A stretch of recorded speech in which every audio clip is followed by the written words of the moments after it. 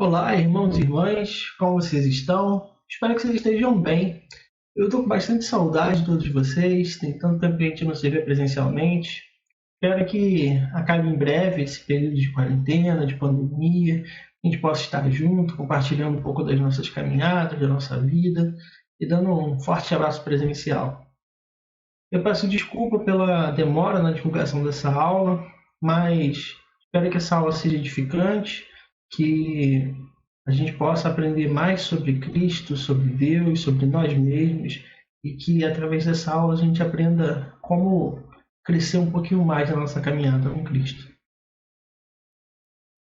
Bem, como sempre, eu vou começar a aula fazendo algumas perguntas, então gostaria que você ou pausasse o vídeo e tentasse responder, ou então respondesse mentalmente mesmo. E as perguntas são essas: quais as consequências do pecado?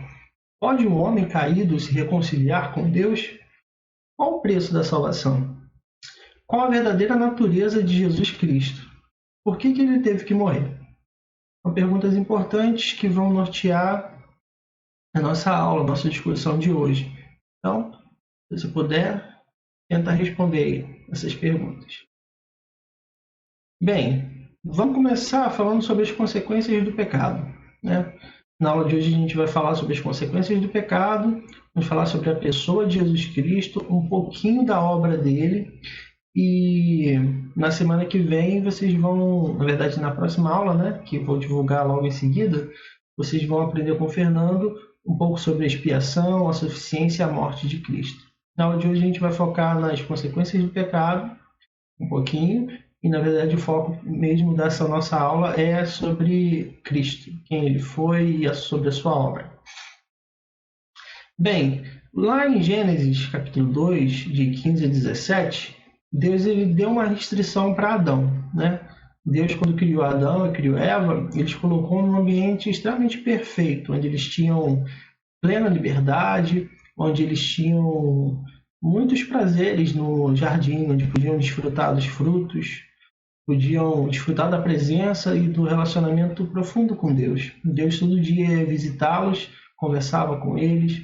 Só que Deus deu uma única restrição nessa aliança que ele fez com Adão, que, como já foi discutido nas aulas anteriores, ele não poderia comer da árvore do bem e do mal, né? Como está nesse trechinho desses 3 versículos. E Deus, ele não é como o pessoal da área jurídica, o pessoal da parte de vendas, que cria aqueles contratos com letrinhas miúdas para pegar a gente. Não, Deus deixou bem claro desde o início. Se comer do fruto da árvore do conhecimento do bem e do mal, certamente morrerá. E a queda de Adão, né, que representa a queda de todos nós, ela trouxe profundas consequências para a gente, né? E como diz lá também em Romanos 6:23, pois o salário do pecado é a morte, né? Uma das consequências diretas do pecado é a morte. Não apenas morte física, mas também morte espiritual, alienação de Deus. E existem outras consequências também que não são tão óbvias, né? Às vezes a gente não dá tanta atenção, mas que Agostinho de Hipona, ou Santo Agostinho, ele deixou bem destrinchado no seu livro. E essas consequências são 8, né? E eu vou discursar um pouquinho aqui para vocês sobre elas. Segundo Agostinho, a primeira consequência é a própria queda em si, né? Às vezes a gente se prende aos termos técnicos, teológicos, e esquece um pouco da dimensão até literal da palavra. Por queda, a gente realmente pode pensar numa queda, né? Adão, ele estava num patamar bastante elevado. Ele estava num nível de relacionamento com Deus muito bom, ele era privado de dor e sofrimento, não havia pecado, não havia inclinação para o mal, não havia nada de ruim na vida de Adão. O problema é quando ele ouve as tentações de Satanás, ele dá ouvido às mentiras que Satanás conta e cai nesse engano. Aí é uma queda brusca mesmo, porque ele sai de um patamar muito elevado para um patamar extremamente baixo, um patamar onde agora a natureza dele não é mais a mesma. Tudo aquilo que ele desfrutava antes, ele não desfruta mais. O jardim que antes ele habitava, agora ele é proibido de viver, né? Deus ele coloca um anjo lá para impedir que Adão volte, para que eles voltem para o paraíso. Agora não tem mais paraíso, não tem mais frutos, prazeres, relacionamento fácil com Deus. O homem foi rompido, né, do seu relacionamento pleno com Deus. Agora, para ele poder comer, ele tem que trabalhar. Isso é dolorido, isso é sofrido. A mulher agora, para dar luz às crianças, tem um parto doloroso. E algumas maldições acometeram o homem e a própria criação, né? Agora a natureza não é mais um jardim perfeito. Na natureza tem espinhos, tem ervas daninhas, está cheio de morte espalhada. Então essa é a primeira consequência que Santo Agostinho ele descreve, a queda em si. A segunda é a perda da liberdade, né? Antes Deus dava uma graça assistiva que inclinava o homem para o bem, né? Então ele vivia em liberdade. O homem não era tentado o tempo todo a pecar e a satisfazer os desejos corrompidos do coração. Ele tinha um coração puro até aquele momento. O problema é que antes ele tinha a possibilidade de pecar, né, com livre-arbítrio. Só que agora ele não tem mais a possibilidade de pecar. A natureza corrompida é voltada para o mal. A verdade agora, antes ele poderia tomar a decisão de fazer o mal. Agora, ele não pode tomar a decisão por si só de fazer o bem. Tudo que o homem faz, se for bom, de acordo com os olhos de Deus, é porque foi uma obra do próprio Deus, né? O homem agora ele perdeu essa liberdade de poder agir sobre como ele é, vivendo a identidade verdadeira dele, né? E agora ele tem um coração corrompido pelo mal e uma inclinação para o mal, um coração corrompido pelo pecado. O outro ponto que Agostinho descreve é a obstrução do conhecimento. Assim como para Adão agora é árduo, é dolorido, é sofrido o trabalho, também é para a questão do conhecimento, né? O nosso corpo antes ele não era cometido por doenças e ele não morria, né? Ou a gente só conheceu a morte porque a gente pecou. O salário do pecado é a morte. Sem morte, sem pecado não há morte. Mas, como todos pecaram, né, estão destituídos agora dessa vida em abundância que a gente tinha antes no Éden. Então, a gente é fadado a morrer. A gente pode pensar num paralelo. Antes, Deus ele falou para Adão e Eva que eles deveriam cultivar e guardar o jardim. Havia trabalho. Deus falou que eles deveriam governar sobre a criação, espelhar Deus para a criação. Isso tinha trabalho atribuído. Só que esse trabalho ele não era sofrido, esse trabalho ele era prazeroso, porque o homem ele estava trabalhando em sacrifício para Deus. Era uma oferta de amor. Mas agora não. Agora o homem tem que trabalhar para se sustentar, tem que trabalhar para sustentar a sua família. E isso é sofrido, né? Fazendo uma analogia aí com isso, o nosso corpo ele continua tendo força, como ele tinha antes da queda, como era o corpo de Adão íntegro, antes de pecar. O nosso corpo continua tendo força, continua sendo capaz de fazer algumas coisas, só que agora é difícil, é árduo, e o nosso corpo ele tende a morrer em algum momento. Assim também aconteceu com a nossa mente. Antes era muito mais fácil para o homem compreender as coisas de Deus. Só que agora que a gente tem uma mente também corrompida, né? Toda a nossa natureza é corrompida, o nosso conhecimento ele vem de maneira muito mais árdua e a gente tem muito mais dificuldade de compreender as coisas. O nosso próprio raciocínio lógico ele foi deturpado com o pecado, assim como o nosso corpo. O quarto aspecto que Agostinho aponta como uma consequência do pecado é a perda da graça de Deus. Aqui não se refere à graça salvífica, nem à graça comum, né? Ele se refere a uma graça assistiva, como estava mencionando no tópico 2. Né? Agora o homem foi entregue ao pecado. O Deus ele fez com que nós nos deixássemos ceder aos desejos impuros do nosso coração. E a graça que antes nos impedia de pecar, né, que nos mantinha no caminho do Espírito, agora não tem mais essa graça assistiva de Deus. Agora, na verdade, a gente vive entregue aos desejos do nosso coração. O quinto aspecto que Agostinho considera como uma consequência do pecado foi a perda do paraíso, né? Sair do jardim do Éden envolve todas essas maldições que eu falei: o parto dolorido e sofrido das mulheres, o trabalho árduo, doloroso dos homens para prover sustento, a terra não mais sendo cooperativa para o homem, não mais fornecendo frutos de graça para o homem, mas tendo espinhos, ervas daninhas, tendo morte, pragas e assim por diante. A gente não tem mais um paraíso, a gente não tem mais um jardim do Éden, a gente vive num mundo que foi corrompido por causa das nossas próprias ações, né?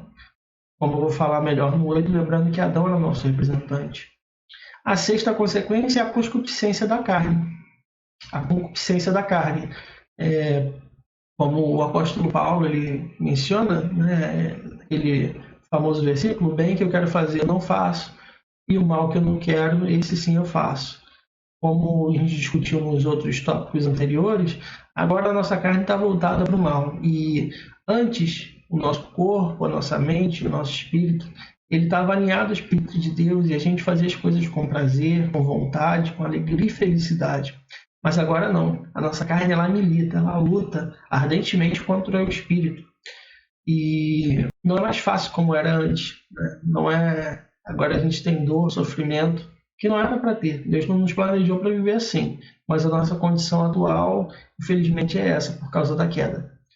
E o último ponto que Agostinho ressalta como consequência do pecado é a culpa hereditária, né? Adão ele era o nosso representante, ou seja, as ações de Adão têm repercussão para toda a humanidade, como a gente já discutiu em aulas passadas, e como ele caiu, todos nós já nascemos com a natureza caída. Nós não nascemos mais com livre-arbítrio, nascemos com o coração inclinado para o mal. Tá, a gente se pergunta, e agora? Adão rompeu com a aliança, o que o homem pode fazer para se salvar, para poder restabelecer o que foi rompido com Deus? Na verdade, nada. O homem não pode fazer nada, né? Só Deus pode criar uma nova aliança, só Deus pode restabelecer o que foi corrompido, o que foi destruído. E há várias outras alianças, né, descritas na Bíblia, mas em relação à salvação, há algumas pessoas que falam sobre a salvação pela lei, né, pela obediência à lei. Deus revela a Moisés e ao povo judeu algumas leis, né, os mandamentos que a gente tem que seguir. Só que lei não salva. Na verdade, a lei serve para nos mostrar o quão pecaminoso a gente é. Tanto que lá em Levítico, Deus estabelece uma série de cerimônias para que o homem pudesse ter expiação da culpa do pecado. Havia esse sacrifício de cordeiros e de bodes, e sobre o cordeiro que era morto, e era ser aspergido sangue sobre as pessoas para que elas fossem redimidas da culpa do seu pecado. E o bode, o sacerdote tocava sobre ele, e simbolizando que os pecados do povo foi passado para aquele bode. Então ele era abandonado para muito longe do tabernáculo, para muito longe do acampamento onde o povo judeu vivia, significando que aquele bode estava se afastando de Deus, né? Uma vez que ele pecou, uma vez que os pecados estão identificados na figura desse bode, desse animal, então ele ficaria afastado de Deus, porque Deus é santo e Deus odeia o pecado. Mais para frente a gente vai ver que isso tem ligação, né? Essas cerimônias elas têm todo um apontamento para Cristo. E Cristo ele tem a ver com esses sacrifícios. Só que esses sacrifícios, né, eles não eram suficientes para poder realmente purificar e nem para salvar os homens. Tanto que sempre tinha que haver cerimônias, quando havia uma questão de impureza e também nos momentos de expiação, que acontecia uma vez por ano, o chamado Yom Kippur dos judeus. Mas a gente pode ter uma aliança restabelecida se o próprio Deus cooperar para conosco, né? Tendo misericórdia de nós. E a boa notícia é que ele cooperou para conosco. Como? Através do seu Filho, Jesus Cristo. E antes da gente abordar melhor essas questões, fica a pergunta: quem é Jesus? Aí a gente pode ver vários pontos de vista, né? Se a gente for para a época do Novo Testamento, algumas pessoas iam dizer que ele era um revolucionário político, outras pessoas diziam que ele era um profeta, uma encarnação de Elias, uma encarnação de Moisés, um profeta novo. Outras pessoas diziam que ele era um arruaceiro, um criminoso, que merecia ser crucificado. Outras o temiam porque ele apontava suas heresias, apontava suas hipocrisias. E outros diziam que ele era o Filho de Deus, o Messias prometido, e que ele era o Salvador, aquele que traria restauração e reconciliação entre nós e o Pai. E a nossa visão é essa visão desse último grupo que a gente falou, né? A gente olha para Cristo através das Escrituras. As Escrituras, como a gente viu lá nas aulas iniciais, na aula 3, elas são a revelação de Deus, né? A gente viu que Deus se revela de duas maneiras, através da natureza, mas também através de uma revelação especial, que é dada pelas Escrituras e que é dada pelo testemunho de Cristo. Daqui a pouco eu vou falar um pouco mais sobre isso. Mas também é importante falar que, fora do ambiente do lado do Novo Testamento e da nossa fé nas Escrituras, houve algumas ocasiões na história em que as pessoas olharam para Jesus, mesmo lendo as Escrituras, mas sem ter a fé e a crença nele que a gente tem, né? Houve um movimento chamado liberalismo, em que as pessoas começaram a olhar para a Bíblia com uma incredulidade em relação aos milagres, né? Eles acreditavam que ali haviam relatos históricos, que havia um Jesus histórico, que era uma pessoa, mas que os milagres não passavam de fantasia, de mitologia. E se a gente olha para a Bíblia e faz esses recortes, né, tirando os milagres, a gente mata a Bíblia, né? A gente faz com que a Bíblia deixe de ser um livro sagrado, a revelação de Deus, para ser algo que nos mime ou que nos satisfaça a nossa vontade, né?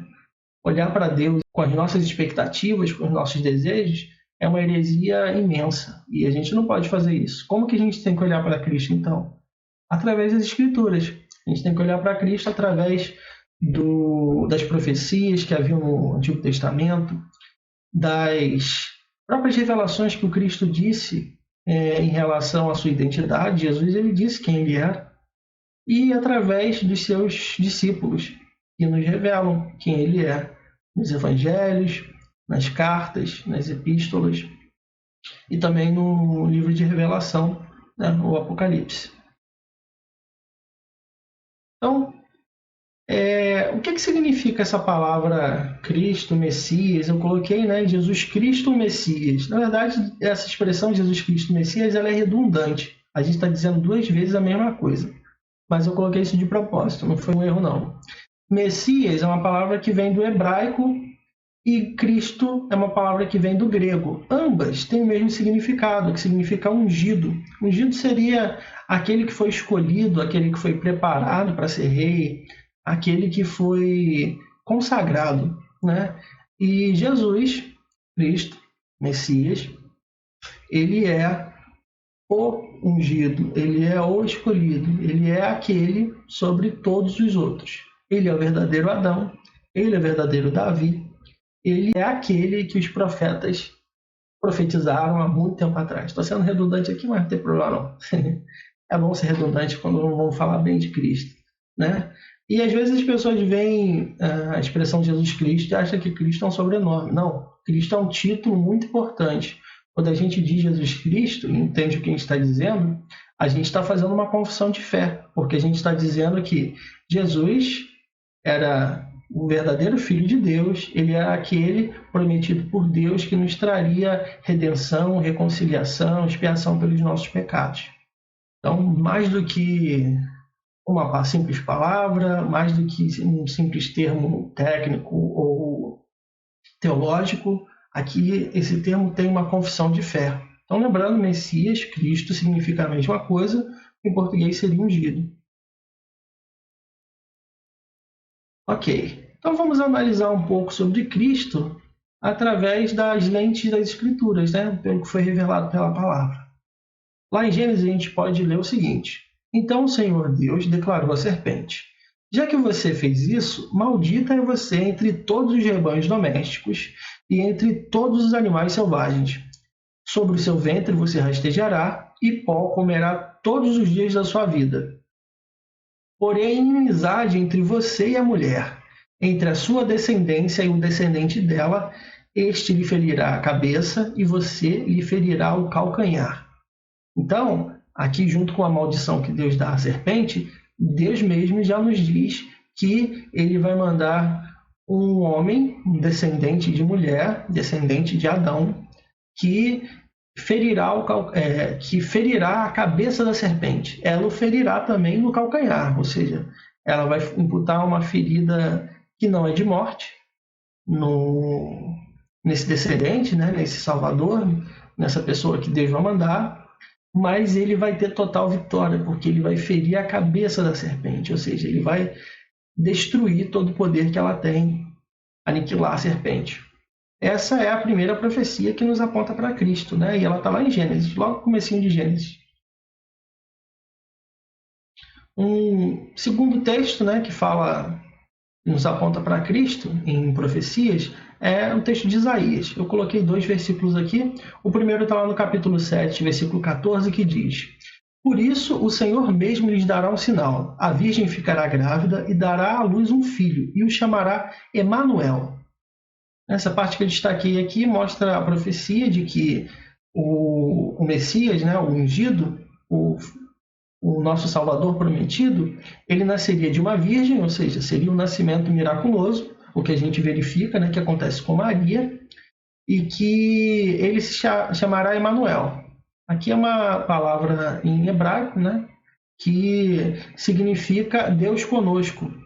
E Cristo foi exatamente isso. A gente vai discutir mais para frente sobre a natureza de Cristo, mas já dando um pouco de spoiler, Cristo tem a natureza divina e ele habitou entre nós como Deus. Então Deus, ele viveu entre nós. É maravilhoso ver essa profecia sendo cumprida. Um outro versículo também em Isaías, no capítulo 9, versículo 6, diz o seguinte: Porque o menino nos nasceu, o filho nos foi dado, e o governo está sobre os seus ombros. E ele será chamado Maravilhoso Conselheiro, Deus Poderoso, Pai Eterno, Príncipe da Paz. E aqui a gente vê que esse bebê Salvador que nos foi prometido, ele é grande, ele não é um simples homem. Sobre seus ombros estará o governo.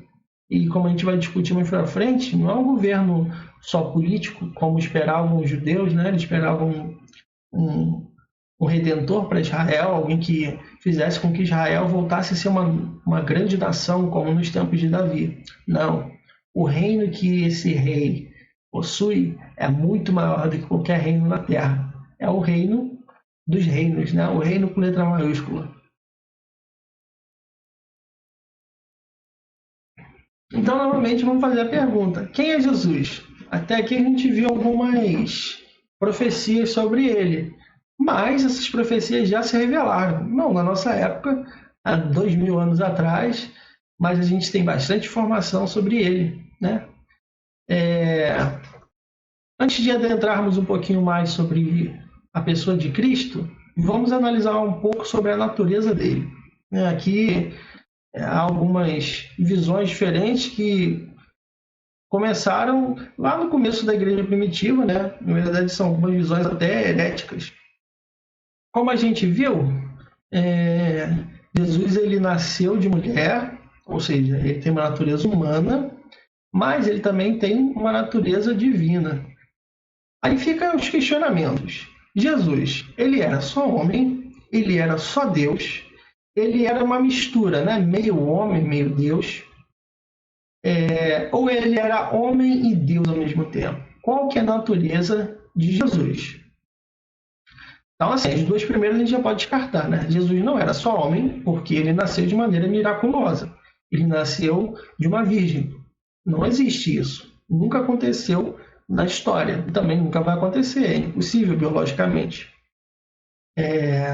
Pelas leis da natureza, isso não é plausível. Mas Jesus nasceu, o que significa que houve um milagre, ou seja, Deus, né, como está descrito nos Evangelhos, o Espírito Santo, ele desceu sobre Maria e fez com que ela ficasse grávida. Então, ele tem uma paternidade divina e tem uma maternidade humana, ou seja, ele tem essas duas naturezas, tanto divina quanto humana. Então, Jesus não é nem homem e nem Deus, isoladamente, né?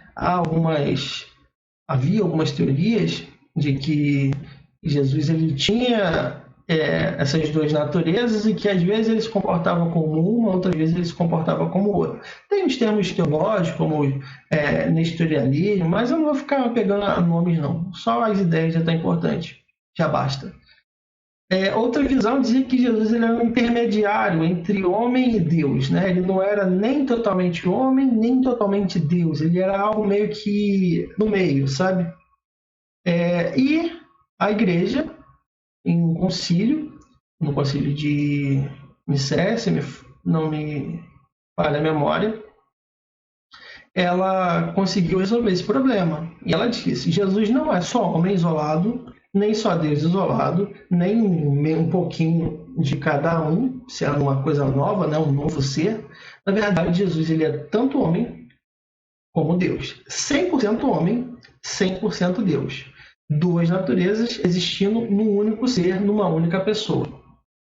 O termo técnico para isso é chamado de união hipostática, ou seja, essa palavra hipostásia no grego significa ser, tem a ver com ser. Jesus ele é um ser só que tem duas naturezas. Esse foi, acho que, o ato mais misterioso, mais miraculoso que já existiu no universo e que vai existir, né? A gente tem Deus se despindo da sua glória, vestindo uma pele corpo humano e assumindo essa natureza. Então, Deus, na pessoa de Jesus Cristo, ele é tanto Deus quanto homem. Ele não é 70% Deus, 30% homem. Não, ele é 100% Deus, 100% homem. E é importante que a gente entenda isso, senão a gente vai estar blasfemando. Lá em 1 João, o apóstolo João ele deixa bem claro isso, que quem ensina que Jesus não tinha uma natureza humana, como tinha lá as questões filosóficas da época, ele é um anticristo. Então a gente tem que tomar cuidado no nosso entendimento. A gente tem que entender bem que, por mais que a gente tenha dúvida, mas a gente tem que ter certeza que Jesus ele era 100% homem e ele era 100% Deus. E uma coisa não anulava a outra. Espero que vocês tenham entendido isso. Bem, vamos ver agora nas Escrituras o que é que a gente pode aprender sobre Cristo. Lá em João 1:1, o apóstolo João diz: no princípio era aquele que é a palavra, ele estava com Deus e era Deus. Todo o evangelho de João, ele vai defender essa ideia. Na verdade, não é uma ideia, né? Ele vai defender essa verdade de que Jesus ele era homem, mas é que ele era Deus. Havia entre os gregos uma filosofia dualista que dizia que a matéria é má e o espírito é bom.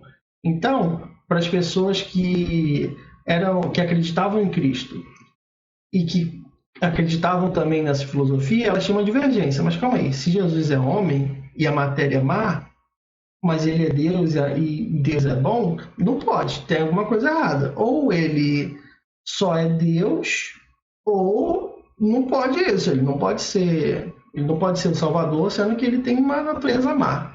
E, na verdade, não. Esse negócio que o espírito é bom, a matéria é ruim, é filosofia grega velha, ultrapassada, que tem sua utilidade para a gente brincar de pensar, mas se a gente falar ou tentar impor isso a Cristo, a gente vai cometer blasfêmia, vai cometer heresia.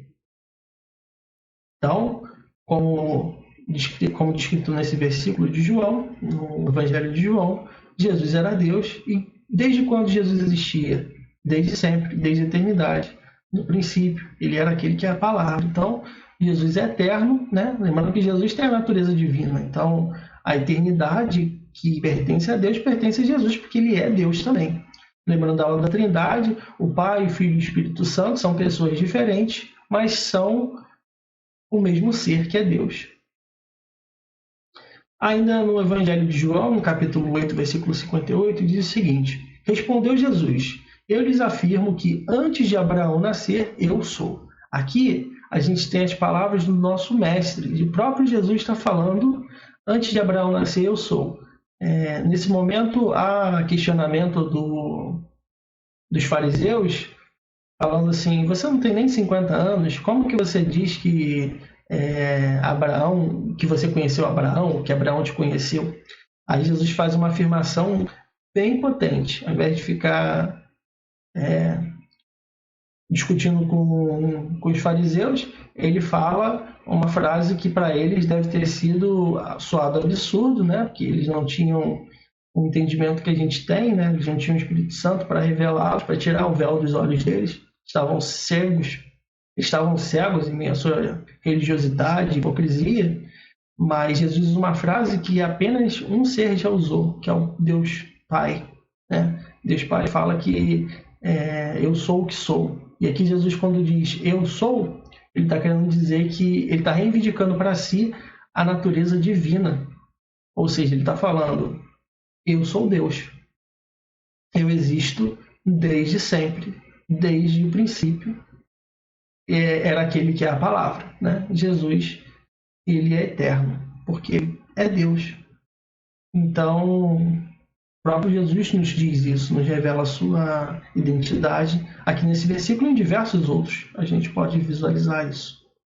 Em Mateus, né, no Evangelho de Mateus, capítulo 1, versículo 18, diz o seguinte: Foi assim o nascimento de Jesus Cristo. Maria, sua mãe, estava prometida em casamento a José, mas antes que se unissem, achou-se grávida pelo Espírito Santo. Aqui a gente vê a profecia de Isaías, lá do capítulo 7, que eu mencionei naquele versículo, sendo realizada, né? Eu fico encantado, eu fico maravilhado com isso, vendo o quanto que as escrituras são coerentes. A gente tem diversos autores diferentes, que viveram em épocas diferentes, com costumes parecidos, mas ainda até os próprios costumes, com o passar do tempo, sofrem ali uma mudança ou outra. Mas todos eles, se a gente for parar para analisar, se a gente pedir iluminação do Espírito, a gente vai ver que tudo casa, tudo está interligado e aponta para Cristo. Cristo está bom demais, Cristo é maravilhoso. Então, ainda falando sobre a pessoa de Cristo, mas agora voltado para o ofício dele, ou seja, para as coisas que Jesus fez, né? Jesus se atribuído em geral, né, na teologia, 3 títulos para ele, ou melhor, 3 ofícios: de profeta, de sacerdote e de rei. Se a gente for olhar para Adão, ele também teve esses 3 ofícios. Primeiro, de profeta. O que o profeta faz, né? O profeta, ele é uma pessoa que tem revelação sobre quem é Deus, ou seja, ele detém o conhecimento verdadeiro de Deus e ele revela para as pessoas. Deus, ele requeriu de Adão ser um espelho da divindade do Pai para a própria criação. Lembrando que todos nós, né, mesmo sendo caídos, nós temos a imagem e a semelhança de Deus em nós. Então Adão, ele tinha essa característica, né, esse atributo, ou esse ofício de ser profeta, de exibir Deus para a criação. Ele também tinha o ofício de ser sacerdote. Como a gente leu lá atrás, ele deveria cultivar e guardar o jardim, né? Lembrando que o jardim era um local sagrado, um local que Deus estava presente todos os dias, se relacionando com Adão, se relacionando com Eva, e que esse trabalho que Adão tinha, que antes não era nem um pouco árduo e sofrido, pelo contrário, era um trabalho que era honroso, um trabalho que era prazeroso, delicioso, porque era um sacrifício de amor ao Pai.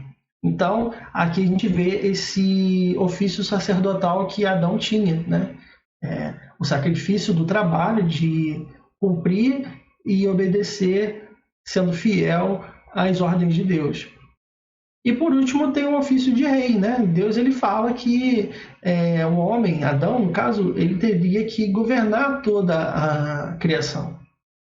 E o problema é que com a queda, Adão não foi nem um verdadeiro profeta, nem um verdadeiro sacerdote, muito menos um verdadeiro rei, né?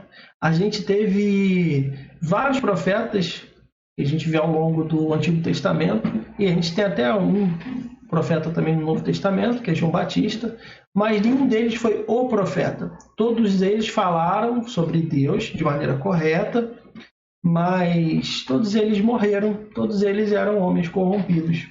O verdadeiro profeta ainda estava por vir, e o verdadeiro profeta é Jesus Cristo. Porque ele não falava só sobre Deus através do conhecimento que Deus dava para ele. Ele falava sobre Deus com autoridade, né? Ele dizia, e eu vos digo. A gente encontra várias vezes Jesus dizendo, uns diziam e eu vos digo. Jesus tinha total autoridade para falar sobre o Pai, porque ele tinha e sempre manteve um relacionamento de proximidade perfeita com ele. Lembrando que a Trindade é uma comunidade, né? Embora seja um único ser, mas são 3 pessoas vivendo em perfeita comunhão. E então, nesse aspecto, Jesus ele é um profeta perfeito, porque ele tinha autoridade para nos dar o conhecimento de quem era Deus, para poder nos revelar as vontades de Deus e nos ensinar como viver. Jesus também ele era o perfeito sacerdote, né?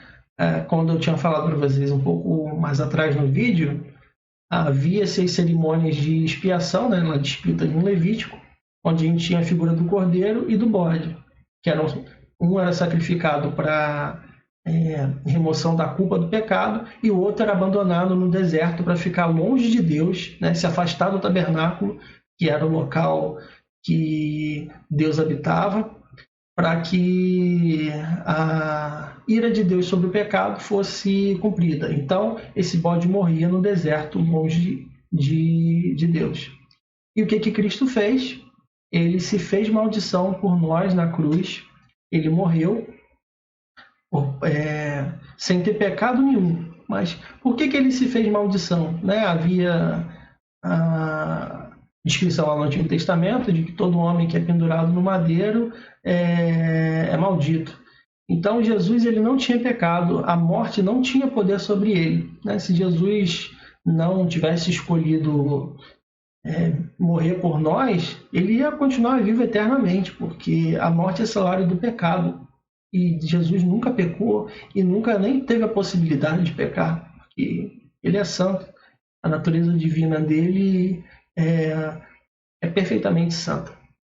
Não significa que ele não era tentado, né? A gente vê logo nos evangelhos, assim que Jesus começa seu ministério, que o próprio Espírito Santo, né, que é Deus, o leva ao deserto para ser tentado.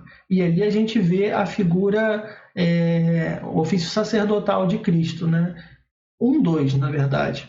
Tem dois momentos em que a gente pode verificar bem esse ofício sacerdotal. A árvore do conhecimento do bem e do mal, ela não foi colocada no jardim à toa, ela foi feita para testar Adão. E Jesus, como segundo Adão, ou como verdadeiro Adão, né, sendo Adão o representante da humanidade, Jesus foi tentado, foi levado ao deserto para ser tentado, e ele foi tentado, só que não fraquejou como Adão, não caiu nas artimanhas de Satanás. Pelo contrário, ele venceu e derrotou Satanás, e se manteve santo. E essa é uma prova de Jesus como sacerdote. E outro momento em que Jesus vive como sacerdote é na cruz, né? Quando ele se faz maldição por nós, onde ele pega todos os pecados e Deus despeja sobre ele a sua ira. E nesse momento, Deus ele se afasta de Jesus, né? Jesus fala: Deus meu, por que me abandonaste? Porque nesse momento é como se Jesus estivesse sendo aquele bode expiatório que leva os pecados para longe de Deus, Deus se afasta dele porque Deus odeia o pecado e despeja sobre ele sua ira. Só que Jesus não ficou morto lá no madeiro, não ficou morto no sepulcro. Jesus ressuscitou, né, ao terceiro dia, e ele obteve vitória por todos nós, obteve o direito de ser rei sobre todo o universo, sobre toda a criação, que todos os joelhos se dobrassem diante dele e de que tudo tivesse sob sua autoridade. Ele, como uma figura humana, foi o único capaz de adentrar os céus, sentar à direita de Deus, sendo reconhecido por Deus, glorificado e tendo toda a autoridade dada a ele. Louvado seja Jesus por nos salvar, por ter morrido por nós, mesmo a gente não merecendo. Bem, continuando a nossa leitura aqui nas Escrituras sobre o que ela nos revela sobre Jesus, em Deuteronômio 18:15, diz o seguinte: o Senhor, o seu Deus, levantará do meio de seus próprios irmãos um profeta como eu, ouçam. Aqui está uma revelação de que viria um verdadeiro profeta, né? Uma profecia de Moisés que se cumpre, e lá no Novo Testamento os apóstolos eles mostram, né? Eles falam que Jesus Cristo ele é esse profeta que cumpriu a profecia de Moisés, como se Jesus fosse o verdadeiro profeta, e na verdade ele é o verdadeiro profeta. Ele é o único que tem autoridade por falar por si mesmo sobre o Pai. Lá em Hebreus capítulo 3, versículo 1, nessa epístola, diz o seguinte: portanto, santos irmãos, participantes do chamado celestial, fixem os seus pensamentos em Jesus, apóstolo e sumo sacerdote que confessamos. Ou seja, aqui fica claro para a gente o ofício sacerdotal de Cristo. Também em vários outros textos é discutido isso, por exemplo, também na Epístola aos Hebreus, capítulo 9, versículo 26, lá em 1 Timóteo, capítulo 2, versículo 5 também. Depois você dá uma lida nesses versículos. Em Mateus, capítulo 28, 18, diz o seguinte: então Jesus aproximou-se deles e disse: foi-me dada toda a autoridade no céu e na terra. Ou seja, depois que Jesus venceu a morte, Jesus venceu o pecado, Jesus ele nos libertou do pecado, né? Nos libertou daquelas consequências todas. Claro que a gente vai morrer ainda em corpo, porque a gente está sendo santificado. Só vai ter o processo de santificação pleno quando a gente morrer, quando Cristo voltar e nos dar um corpo glorificado. Mas Cristo venceu e Cristo agora é rei sobre todas as coisas. Não há nenhum Senhor acima dele, não há nada acima de Cristo. Outros textos que você pode ler também, que falam sobre isso, por exemplo, lá em Efésios, capítulo 1, versículo 20 e 22. Em Apocalipse também tem vários momentos descrevendo Deus, descrevendo Jesus como sacerdote e também como rei. Como profeta, em geral, não se fala que Jesus era profeta, né, no sentido mais prático da palavra, mas a gente sabe que ele era profeta porque ele nos trouxe o conhecimento de Deus, né? Ninguém antes nos falou que Deus era o Pai. A figura de Deus como Pai nos foi dada por Cristo, que nos reconciliou com ele.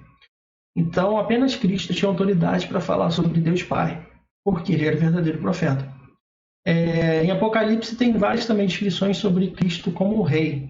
Se quiser um outro exemplo, não pus aí porque não coube de referência, Apocalipse 19, versículo 16. Mas o livro de Apocalipse está repleto de versículos que ressaltam esses três ofícios de Jesus. Bem, agora que a gente já entendeu quem foi Jesus, né? Jesus foi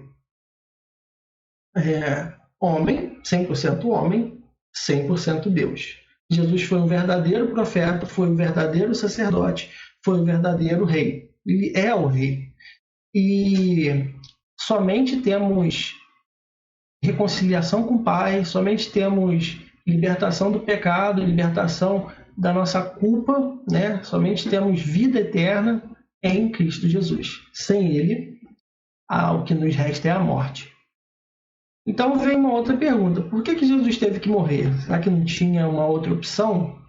Existem muitas respostas para essa pergunta. Eu vou aqui destacar somente duas, né?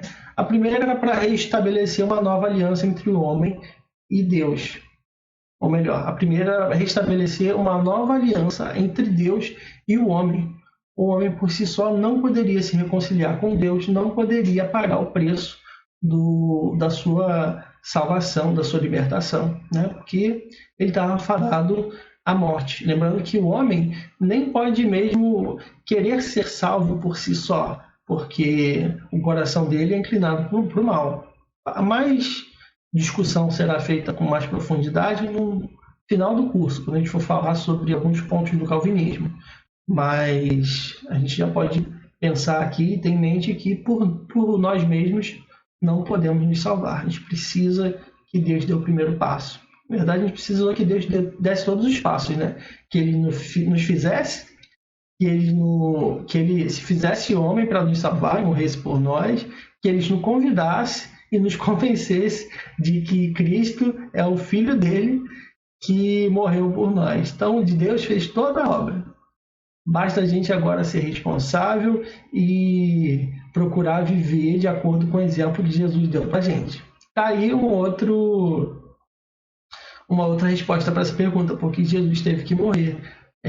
Uma delas ele se fez homem para nos ensinar, né, como viver. Jesus agora é o nosso modelo. Quando a gente tiver um corpo glorificado, a gente vai viver como Jesus vive, né? A gente vai ser alguns dos muitos irmãos de Jesus lá no novo céu e nova terra.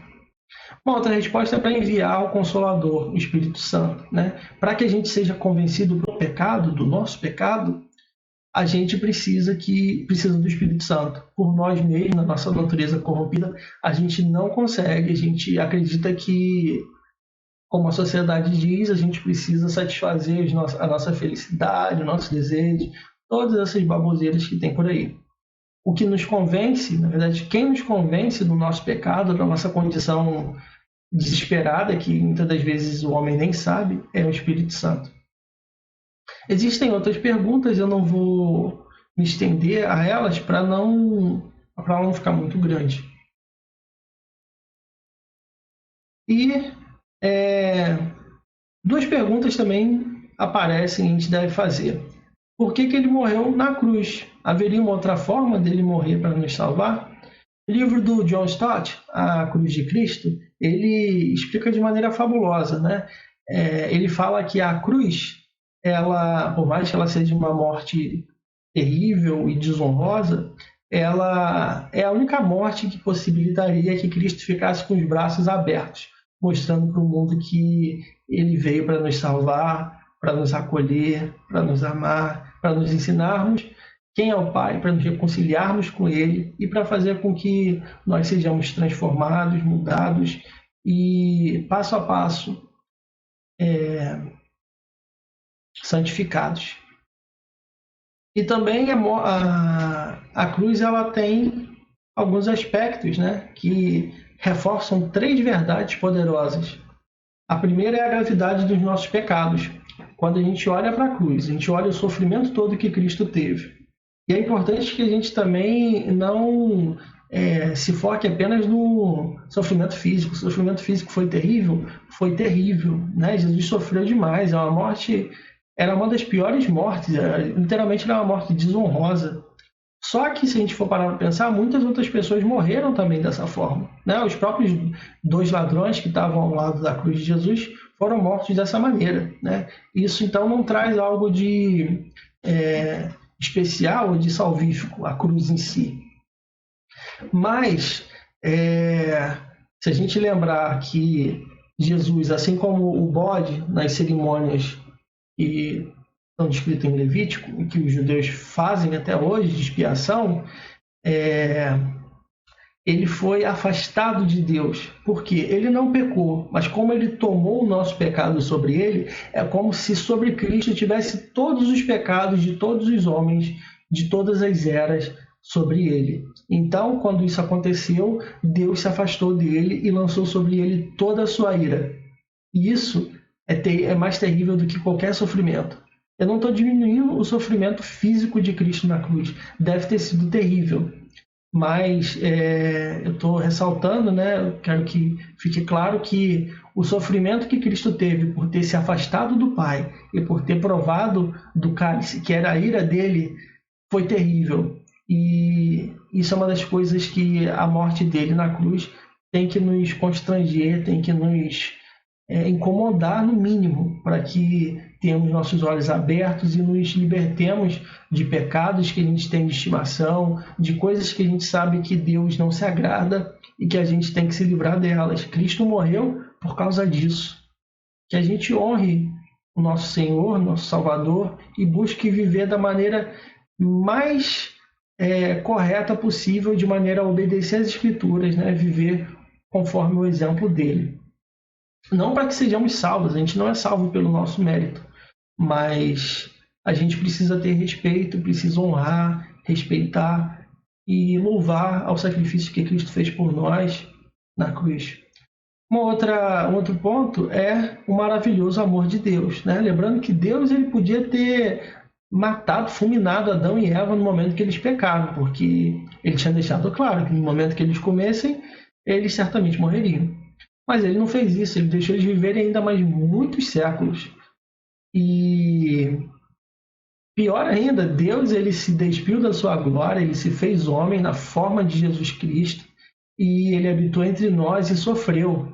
Sofreu na morte, sofreu na vida também, pelas perseguições, pelas humilhações, mas voluntariamente Cristo ele nos ama e ele deu o primeiro passo para nos salvar. E o outro ponto seria a graça, né? Para que a gente possa realmente entender o amor de Deus e entender que a nossa salvação não depende da gente, a gente tem importância para Deus. Tanto que Deus, né, ele se fez homem, ele tomou os pecados nossos sobre ele, ele foi morto por isso. Mas, na verdade, a história toda não é sobre a gente, a história é sobre ele. E a gente tem que ter sempre em mente isso. Nós não somos tão importantes quanto a nossa carne nos faz querer sermos, ou o nosso coração deseja ser. Nós não somos tão grandes assim. Nós somos pequenos, nós somos totalmente dependentes de Deus. E o último ponto que a cruz nos revela e que a gente tem que ter sempre em mente é a graça, né? Mesmo sendo assim, do jeito que a gente era inimigo de Deus, como a palavra nos diz, mas a gente foi atingido pela graça e a gente se converteu e agora a gente busca viver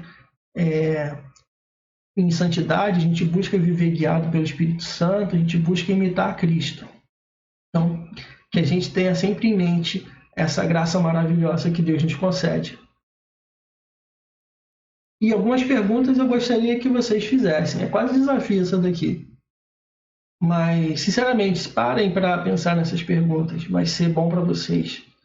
E elas são as seguintes. Temos vivido como profetas, sacerdotes e reis? Né? É legal falar sobre esse tema. Não sei se alguns de vocês que são visitantes estão lembrados, mas os demais com certeza vão lembrar, né, das pregações, das exposições que o pastor Márcio fez sobre 1 Pedro. Ele ficou uns 2 meses falando sobre isso, né, que nós somos sacerdócio real, indicando essas coisas que nós temos que fazer, né? Nós temos que ser profetas, não no sentido de realizar profecias, né? Como muitos fazem por aí em algumas igrejas. Na verdade, a gente tem que ser profeta no sentido de falar sobre Deus, fazer com que quem não conhece Deus o conheça, proclamando o Evangelho, proclamando sobre Cristo, falando sobre nosso estado de pecado, nosso estado depravado, nosso estado de morte, e que somente Cristo pode nos salvar e nos libertar disso. E falar sobre quem é Deus, sobre o amor de Deus, do Espírito Santo. Essa é a nossa figura enquanto profetas. E nós temos que ser também sacerdotes e reis. Se vocês lembrarem das pregações do nosso pastor, vocês vão ter uma explicação muito melhor do que a minha, né? Quem sou eu para poder falar dessas coisas? Sou tão novo na caminhada, mas sacerdote significa que a gente tem que, como Cristo, mortificar a nossa carne, tomar a nossa cruz, fazer sacrifícios por amor a Deus, vivendo de obediência, vivendo em obediência, na verdade, vivendo em fidelidade a Deus. E reis, né, porque a gente tem que saber que nós somos responsáveis por dominar o mundo, né? Em algum momento, quando a gente for restaurado, nós reinaremos com Cristo. Mas enquanto esse momento não chega, nós temos que saber que a gente vive na criação, a criação ela é muito... ela já foi totalmente devastada pela corrupção do pecado, e ainda assim, bastando a corrupção que a gente trouxe para ela, a gente devasta o meio ambiente, a natureza. Lembrando que o meio ambiente e a natureza são a criação de Deus, né? Assim como nós. E cabe a nós termos responsabilidade de lidar com a criação de Deus, nesse ofício como reis. Outra pergunta importante é: temos vivido imitando a Cristo em nossas vidas? Para pensar. Existe algum pecado? Existe alguma maneira que você tem vivido, que você está agindo contrário a Cristo? Pensa, se Cristo estivesse na minha situação, como ele agiria? E procure agir assim. A última pergunta: o que é preciso mudar? Sonde seu coração, peça o Espírito para te revelar e busque ser aquilo que Deus nos chama para ser, né? Parecidos com Jesus e vivendo uma vida de obediência e fidelidade a Ele. E o desafio da semana é o seguinte: nessa semana, leia e medite Isaías 53. Pense no sacrifício de Cristo, no sacrifício que Cristo fez por nós, pelo preço caríssimo que Ele pagou por nossa salvação.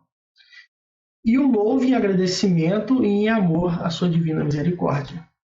Né? Que nós possamos ser gratos a Deus, que nosso coração ele exulte de alegria, de paz, e que ele se derrame aos pés de Cristo, que nós tenhamos plena satisfação nesse amor maravilhoso que Deus Pai, que Deus Filho e que Deus Espírito Santo tem por nós. Eu novamente peço desculpas por demorar a divulgar essa aula. Espero que essa aula tenha servido para edificar a sua vida de algum ponto. Espero que você esteja bem e que compartilhe conosco o que você aprendeu de novo, o que você pensava diferente, se você tem alguma dificuldade com alguma coisa que eu falei. Não deixe de participar, né? O objetivo do nosso curso de formação espiritual é que a gente tenha nosso caráter mudado, para que a gente possa ser cada vez mais parecido com Cristo, com esse nosso Salvador maravilhoso.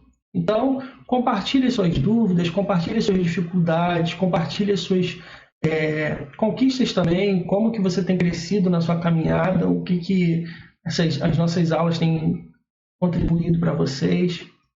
Compartilhe o que vocês têm aprendido fazendo os desafios. Tem sido difícil fazer?